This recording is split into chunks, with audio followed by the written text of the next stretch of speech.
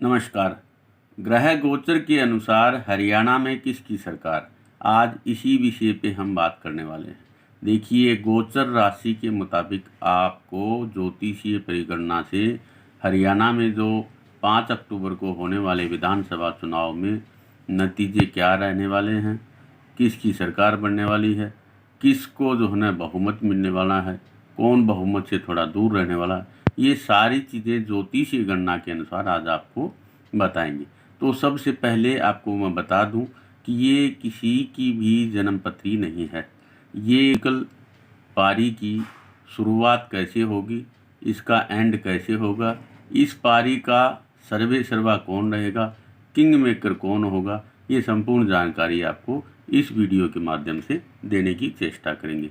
इसको किसी निजी अपने उसके ऊपर मत लेना, किसी निजी जो है ना अपने कोई भी उसके ऊपर लागू मत करना। देखिए, सबसे पहले हरियाणा की राशि लेते हैं। तो हरियाणा की जो राशि है, बोलते नाम की राशि एच अक्षर जो है अक्षर है वो पुनर्वसु नक्षत्र का है और मिथुन राशि है। मिथुन राशि जिसका स्वामी ग्रह है बुध, जो 23 तारीख तक तो सिंह राशि में था, लेकिन 23 तारीख को बुध ऊंच का हो गया सुख स्थान पे। तो ये बात तो ठीक है कि हरियाणा में शांतिपूर्वक चुनाव होंगे। कोई भी छोटी मोटी घटनाओं के अलावा कोई बहुत ज़्यादा उपद्रव नहीं होने वाला। यहाँ पे जो हरियाणा की मिथुन राशि, ये 3 का अंक जो देख रहे हैं, इसमें ये मंगल है और ये मंगल लगन में जो मंगल है, तो लोग बहुत उत्साहित हैं और बहुत ही उत्साह के साथ में ये चुनाव संपन्न कराएंगे, बढ़ चढ़ करके भाग लेंगे। पहले की अपेक्षा इस बार चुनाव में मतदान प्रतिशत भी बढ़ेगा। ये मंगल जो है ना, और युवा वर्ग मतदान के प्रति काफ़ी जागरूक भी हैं और जागरूक भी रहेंगे और उत्साह के साथ में मतदान संपन्न भी खुद भी करेंगे, दूसरों को करने के लिए प्रेरित भी करेंगे। युवा वर्ग काफ़ी मतदान में उत्साह के साथ भाग लेगा। ये मंगल लगन में है और हरियाणा की राशि में लगन में। लेकिन हरियाणा की राशि में जो देखिए, आपको मैं बता दूं, राजनीति में 4 ग्रह प्रबल होते हैं। एक तो राहु, एक सूर्य, एक चंद्रमा और एक शनि। यानी ये जो 4 ग्रहों का संबंध जिस जिस राशि से, ग्रह से, जिस व्यक्ति विशेष के पॉजिटिव तो अगर बन जाता है तो वो बहुत पॉजिटिव राजनीति में सफलतम व्यक्ति होते हैं। और जो भी अब तक के राजनेता हैं, सफल हैं, विश्व में हैं, हरियाणा में हैं, भारत में हैं, कहीं पे भी हैं, उनके ये 4 ग्रह प्रबल होते हैं। तो समझो राजनीति में ऐसे व्यक्ति सफल होते हैं। तो हरियाणा की राशि पे हम बात कर रहे थे, तो मिथुन राशि में मंगल है। इसका पॉजिटिव तो ये मैंने आपको बता दिया। नेगेटिव असर क्या है कि इस समय यहाँ की जो जनता है, यानी कि राहु जनता का जो कारक स्थान है, सुख का स्थान है, चौथा स्थान है। यहाँ पे सूर्य बुध पहले से बैठे हुए, तो बुद्धिमान जनता है और बहुत अच्छे से इस चुनाव को समझ रही है। लेकिन केतु है और राहु यहाँ पे भ्रमित कर रहा है, तो जनता इस बार भ्रम में है, भ्रमित है कि कौन जीतेगा, किसको दे किसको न दे, ये भ्रमित जो है ना राहु कर रहा है। तो चुनाव विश्लेषक भी इस बात को जानते होंगे। तीसरा जो मंगल का नेगेटिव इफेक्ट जो आ रहा है, वो मंगल थोड़ा सा अत्यधिक आक्रोशात्मक है। तो इस बार के जो अनुयायी वर्ग है, अनुयायी मतलब जिस जिस पार्टी के या व्यक्ति विशेष के या किसी विशेष राजनेता के जो अनुयायी वर्ग है ना, वो थोड़े से उत्साह में। हरियाणा के जो आम जनता, आम वोटर के अलावा जो सपोर्टर हैं, सपोर्टर मतलब जो एक व्यक्ति विशेष को सपोर्ट करते हैं, पार्टी विशेष को सपोर्ट करते हैं, वो थोड़ा सा अति उत्साह हो रखे हैं। और मिथुन राशि, बोलती राशि, कांग्रेस की भी यही राशि है मिथुन राशि। तो कांग्रेस के लगा लो, कोई भी पार्टी का नाम तो खैर नहीं लेना चाहिए, लेकिन समझ लो कि इस मंगल के अनुसार कांग्रेस के जो कार्यकर्ता हैं वो कुछ ज़्यादा ही आक्रोशात्मक हैं, जो थोड़ा सा कंट्रोल करना चाहिए। इसका नेगेटिव इफेक्ट पार्टी को भुगतना ही पड़ेगा। ये चलो परिणाम बताएंगे, परिणाम भी आपको बताएंगे। अब लेते हैं यही मिथुन राशि, ये हरियाणा की ये बात होगी।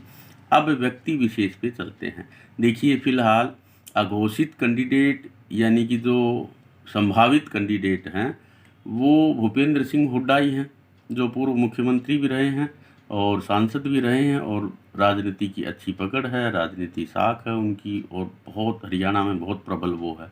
और उनकी जो बोलते नाम की राशि है भूपेंद्र नाम की, वो उनकी भय जो अक्षर आता है वो पूर्वाषाढ़ा नक्षत्र का है और पूर्वाषाढ़ा नक्षत्र में ये धनु राशि बनती है, यानी 9 अंक वाली ये राशि बन गई। तो भूपेंद्र साहब के लिए ये गोचर 5 अक्टूबर 2024 शाम को 5 बजे ये ग्रह गोचर है और इस ग्रह गोचर के अनुसार इनका जो लग्नेश है वो 6ठे स्थान पे, ये थोड़ा सा नेगेटिव है। और इनका जो राजयोग कारक ग्रह है बहुत प्रबल है, बुध आदित्य राजयोग बना रखा और बुध ने यहाँ पे सूर्य के साथ में बहुत प्रबल योग बना दिया। राहु का भी यहाँ संयोग बहुत अच्छा मिला, ये इनके लिए पॉजिटिव साइन है। हुड्डा साहब के लिए, भूपेंद्र साहब के लिए शुक्र चंद्रमा की जो युति है ये बिल्कुल, शुक्र जो है ना बहुत इच्छा पूर्ति स्थान पे है और इनकी इच्छा पूर्ति करने के लिए बहुत प्रबल योग है। लेकिन यहाँ पे चंद्रमा ने खेल बिगाड़ रखा है, यानी ये अष्टमेश हो करके और चंद्रमा शुक्र के साथ में हो गया। तो चंद्रमा अगर सूर्य को राजनीति में राजा कहें तो चंद्रमा को आप रानी मान लो, यानी चंद्रमा को और शुक्र को स्त्री संज्ञक ग्रह बोलते हैं। तो महिला वोटर बोलूँ या इनका महिला सपोर्टर बोलूँ या इनके महिला अनुयायी बोलूँ, वो थोड़े से उसमें गड़बड़ ये चंद्रमा ने कर ही दिया। यानी कि ये मान ले भूपेंद्र साहब को इस चीज़ का खामियाजा भुगतना ही पड़ेगा। जो प्रबल राजयोग बना रहा था, बुधादित्य योग बन रहा था, वो 23 सितंबर 2024 के बाद ये ग्रह स्थिति इनके थोड़े से विपरीत हो गई। दूसरा जो नेगेटिव इफेक्ट दिया इस शनि ने, देखो शनि इनका एक तो पॉजिटिव फल दे रहा है भूपेंद्र साहब को कि पराक्रमेश वक्री अवस्था में पराक्रम, यानी इनका पराक्रम, इनकी प्रतिष्ठा, इनका कद और इनका पकड़ बहुत मजबूत है। शनि ने बहुत प्रबल योग बनाया, लेकिन ये शनि तीसरी दृष्टि यहाँ मेष मंगल के घर को देख रहा है और ये घर राजनीति में अनुयायी वर्ग का होता है और अनुयायी वर्ग पे जो शनि की दृष्टि है ना वो वक्री अवस्था की शनि की दृष्टि, तो इनके अनुयायी कुछ नेगेटिव करेंगे, कर रहे हैं, जिसके कारण से इनकी बनी बनाई जो प्रतिष्ठा है वो धूमिल ये शनि कर रहा है, तो ये नेगेटिव में जा रहा है। इसलिए भूपेंद्र हुड्डा साहब के लिए ये संभावित है कि इनको जो प्रबल राजयोग मिलना वाला था उसमें एक तरह से ग्रहण लग गया, क्योंकि राहु सूर्य को देख भी रहा है और ग्रहण लग गया। और मंगल जो सप्तम स्थान पे है वो लगन को देख रहा है, तो आक्रोश के कारण से, क्योंकि मंगल राजनीति में बयानबाजी का भी कारक है, तो मिथ्या बयान, आक्रोशात्मक बयान, इसके कारण से भूपेंद्र साहब की जो राशि है, भू अक्षर की राशि का मैं बात कर रहा हूँ, जन्म के इनके क्या है जन्मांक मुझे पता नहीं, उसके अनुसार ये नेगेटिव और पॉजिटिव दोनों फल मिल रहा है। तो नेगेटिव शनि का और एक चंद्रमा का, ये दोनों ग्रह नेगेटिव हैं, सूर्य पॉजिटिव है, बुध पॉजिटिव है, तो संभावित ये है। लेकिन यहाँ पे एक प्रसिद्ध राशि भूपेंद्र साहब की है, जो इनका जो सरनेम है या जिसको नित्य नेम बोल दे, जो जनता में ज़्यादा उच्चारित होता है, यानी जनता श्री भूपेंद्र सिंह साहब हुड्डा ये तो एक औपचारिक बोलते हैं, लेकिन जो बोलता नाम है ना वो छोटा ही नाम बोला जाता है, प्रचलित नाम है वो है इनका हुड्डा।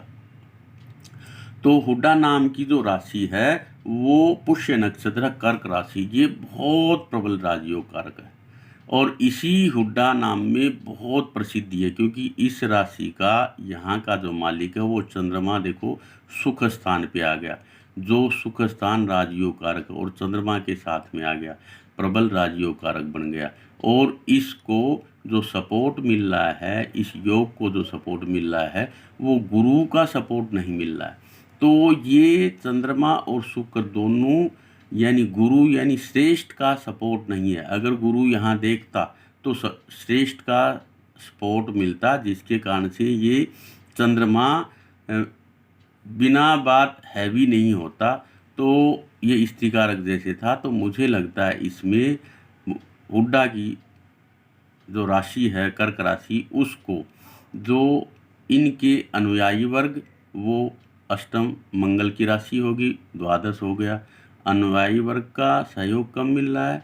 और जो इनका केंद्राधिपत्य जो योग है, यानी शुक्र को जो केंद्र का अधिपत्य योग मिला, उसको बृहस्पति का संयोग नहीं मिला, गज केसरी योग भी इनका ये नहीं बना। और शनि यहाँ पे मंगल की दोनों राशियाँ यहाँ पीड़ित हैं, यानी कि शनि इस 10वें घर को जो राजयोग कारक है, तो इसमें शनि यहाँ पे नेगेटिव रोल अदा कर रहा। तो भूपेंद्र साहब को हुड्डा की जो बोलते नाम की राशि है कर्क, उसके मुताबिक भी इनको सत्ता तक पहुंचने में कठिनाई होती नजर आ रही है। पद प्रतिष्ठा मिलती खूब है, लेकिन वहाँ से 1-2 पॉइंट नीचे ही रहेंगे। और दूसरा, अगर इसको अंकों में कहें तो इनकी राजनीतिक पारी इस बार की 36 का आंकड़ा है, और इनके अनुयायी वर्ग का भी, विशेष करके इनका सहयोगी वर्ग का भी। तो ये जो 36 का आंकड़ा है, इनको सहयोग नहीं मिला, क्योंकि जो सप्तम स्थान की राशि मकर है, और उसके ऊपर मकर का जो शनि वक्री अवस्था में अष्टंगत चला गया, तो ये मूक हो गए। तो मुझे लगता है इसका सहयोग नहीं मिल पाएगा इनको अंदरूनी, और ये 36 का आंकड़ा कहीं 36 के अंक तक ही सीमित न रह जाए। 36 से ज़्यादा नंबर आना, विधायक जीत कर आना इनके लिए थोड़ा सा कठिन है, और वहाँ तक पहुँचने में 1-2 पॉइंट ये पीछे रह गए। अब चलते हैं दूसरे, जो बीजेपी की संभावित, यानी भूतपूर्व अभी कार्यवाहक मुख्यमंत्री तो हैं श्री नायब सिंह सैनी साहब, उनकी बोलते नाम की, तो नए जो अक्षर है पहले उनके बोलते नाम की, तो ये वृश्चिक राशि है। और वृश्चिक राशि यानी कि 8 नंबर की राशि, इसको हम लगन में कर लेते हैं, ये 8 नंबर लगन हो गया, ये इनकी वृश्चिक राशि। इसमें सबसे प्रबल योग बनाया गुरु ने, यानी गुरु जो श्रेष्ठ है ना, उसकी पूर्ण दृष्टि है, और गुरु की दृष्टि लगन पे पड़ने से इनको बहुत सी मुसीबतों से ये गुरु ही बचा देता है। यानी इनको श्रेष्ठ लोगों का, यानी ऊपर इनके पार्टी के विशेष लोगों का बहुत बड़ा इनको सहयोग भी है, आशीर्वाद भी है, साथ भी है, मंत्रणा भी है।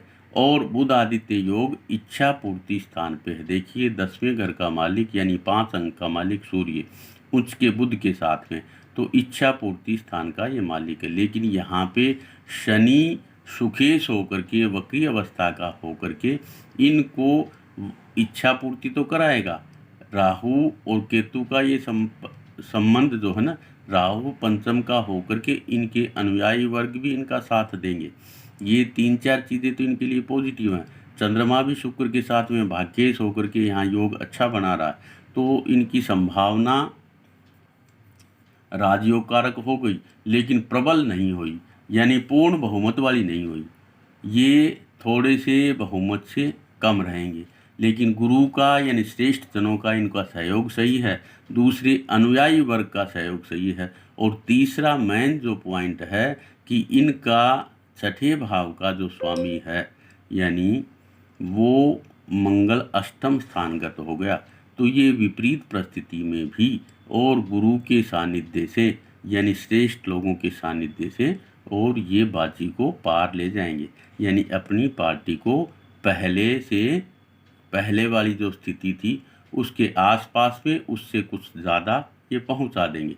अगर अंकों में माने तो इनके 9 चौके तो लग जाएंगे, जैसे कांग्रेस के भी मैं कह रहा था कि 36 का आंकड़ा है, तो 9 चौके तो उनके भी, 9 चौके इनके भी बन जाएंगे। दूसरा, इनकी जो दूसरी राशि है, जो प्रचलित नाम है, वो नाम जैसे नित्यनेम है, तो सैनी साहब करके लोग बोलते हैं, और जनता में इनका आदि नाम तो चाहे लोग नहीं भी जानते होंगे, लेकिन सैनी करके सभी जानते हैं। तो सैनी जो शय अक्षर है, ये कुंभ राशि का अक्षर है, और कुंभ राशि के अनुसार इनका पॉजिटिव जो पॉइंट है वो शनि लगन में, लगने इस लगन में है, तो अपनी स्थिति में ये बरकरार रहेंगे, यानी अपनी पार्टी को पूर्व स्थिति के अनुसार रख लेंगे। दूसरा, गुरु चौथे स्थान पे और प्रबल राजयोग कारक जो मंगल की राशि है 10वें घर को देख रहा है, ये बहुत अच्छा स्थान है। यहाँ पे जो नेगेटिव इनके लिए है वो सहयोगी वाला, ये वाला पॉइंट नेगेटिव है, यानी 5 अंक का जो स्वामी है वो सूर्य अष्टमगत हो गया। तो इनके जो सहयोगी हैं या इनकी पार्टी के बागी आदि बोल दो, इन्हीं की पार्टी के लोग जो अभी विपरीत हैं वो इनके लिए मुसीबत बन रहे हैं, यानी कि उसके कारण से इनको नुकसान हो रहा है। क्योंकि सूर्य जो है ना सप्तमेश होकर के अष्टम स्थान में है, केतु के साथ में है, और मंगल की उसके ऊपर दृष्टि है राजयोग कारक। यहाँ पॉजिटिव ये बात है कि ये है तो नेगेटिव, लेकिन गुरु की दृष्टि यहाँ पड़ने से इनके जो सहयोगी हैं जो इनसे बिछुड़ गए, तो वो बोलते हैं ना वो सहयोगी हैं। तो आगे हरियाणा में एक कहावत भी है कि अपना मारे तो छाया में गेरे, यानी अपना मारे तो छाया में गेरे। तो इनके जो बागी आदि है ना वो प्रबल तो हैं, लेकिन वो बुद्धिजीवी हैं, क्योंकि गुरु की दृष्टि है, और बाद में वो कहीं न कहीं इनके अनुसार हो जाएंगे। यहाँ इनका यही एक नेगेटिव पॉइंट है, पर फिर भी ये 39 या 40 तो नहीं, पर उससे थोड़ा सा कम ये पहुँच जाएंगे। और अंत में अगर इन पूरे इसका विश्लेषण करूं तो इनका कम ज़्यादा करके बीजेपी 26 से 39, यानी लो जो पॉइंट है वो 26 और हाईएस्ट है 39, और भूपेंद्र हुड्डा साहब की यानी कांग्रेस 36 यानी 36 का आंकड़ा, और लो इनका है वो 29। तो इस तरीके से ये बन रही है। क्योंकि हरियाणा की फिर पुनः आते हैं इसी हरियाणा की राशि पे, इस हरियाणा की राशि मिथुन राशि पे, इसमें जो राजनीतिक परिदृश्य है इसमें स्पष्ट बहुमत किसी को भी नहीं है। क्योंकि जो मिथुन है वो जोड़े की राशि है, और मिथुन नाम ही जोड़े का, देखा मिथुन राशि का साइन भी आपने देखा होगा तो जोड़ा है। तो यहाँ पे जो जोड़ा का मतलब ये है कि पूर्ण बहुमत किसी भी पार्टी को नहीं है, और जो भी पार्टी सरकार बनाएगी वो दूसरे सहयोगी से। तो सरकार जैसे बीजेपी की अगर 39 मैं कह रहा हूँ ये सही साबित हुई 8 तारीख को, 8 अक्टूबर को, तो फिर सहयोगी जो काफ़ी हैं, सहयोगियों की संख्या 15 से 20 तक हो सकती है। लोअर 15 जिसमें अन्य पार्टियां भी आ गई और निर्दलीय आदि भी आ गए, और हाईएस्ट 20-18 तक जा सकते हैं। तो इन सहयोगियों की मदद से सरकार बना लेंगे। ये प्रेडिक्शन एक नाम राशि के ऊपर नॉर्मल है, इसको दिल पे मत लेना। ये चुनाव एक ये मान कर एक उत्साह है, एक त्यौहार है, एक प्रजातंत्र का त्यौहार है। इसमें इस तरह की हिंसक घटनाओं की खबर आना, एक दूसरे का मरोड़ निकाल दूंगा, तेल निकाल दूंगा, ये कर दूंगा, ये सब चीज़ें कुछ नहीं है। भाईचारा कायम रहे, भाईचारा बना रहे, इस तरह से इस चुनाव को संपन्न कराने के लिए सबको अपने अपने लेवल पे प्रयास ज़रूर करने चाहिए। और जो जिसका अनुयायी है ठीक है, वो उसके लिए 100 की 100, हर व्यक्ति चाहता है कि 90 की 90 सीट उसको आ जाएं, वो अच्छी बात है। ऐसे बोलने से ऐसे करने से नहीं आती, जनता जनार्दन का ये निर्णय होता है। और इसमें किसी के साथ में भी किसी भी ये जो राजनेता और ये पार्टियां ना, ये चंडीगढ़ तक सीमित है, ये मतलब दूर दूर तक सीमित है। भाईचारा ही काम आता है, इसलिए इस राजनीति के चक्कर में भाईचारा ख़त्म ना करें, आपसी प्रेम ख़त्म ना करें। जिसको जो सपोर्ट करना, जो वोट डालना वो वहाँ डालें। हाँ, वोट ज़रूर डालें, बढ़ चढ़ कर वोट डालें। ये सरकार चुनने का समय है, और बड़े उत्साह से बढ़ चढ़ कर वोट डालें। हिंसा आदि को कोई स्थान न हो, एक दूसरे को नीचा न दिखाएं, एक दूसरे को अपमानित न करें, या एक दूसरे को इस तरह की कोई वार्तालाप न करें जिससे कि आगे चुनावों के बाद आंख मिलाने में दिक्कत हो। जय हिंद, जय भारत, जय हरियाणा। धन्यवाद।